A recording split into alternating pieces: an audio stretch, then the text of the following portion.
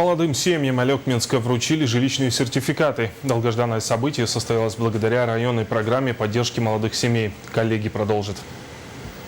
Заветная мечта каждой семьи – стать хозяевами своего собственного жилья. Не исключение семья Габышевых из села Эмкюрь. Елена Андреевна работает в школе учителем начальных классов. Рассказывает, что живут они с мужем и дочкой Дианой у родителей. Вот мы живем, потому что вот у родителей этот дом уже стоит 50 лет, ему 50 лет.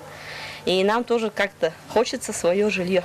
Живем дружно, улыбается Елена, но так хочется уже свое жилье обустраивать. Благо в течение ряда лет в районе работает программа поддержки молодых семей. По международному празднованию Дня молодежи мы приурочили такое событие, пригласили 6 семей, которые у нас должны получить непосредственно вот эти жилищные сертификаты. В прошлом году таких было семей у нас 3. День молодежи стал настоящим праздником для Елены, Ивана и Дианы. Заветная мечта исполнилась, и наконец-то сертификат получен. Габышева Диана Ивановна.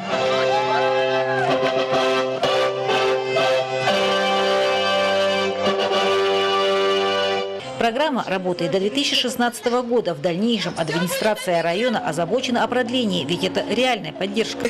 Елена Фаст, Максим Копылов, НВК Саха, Алек.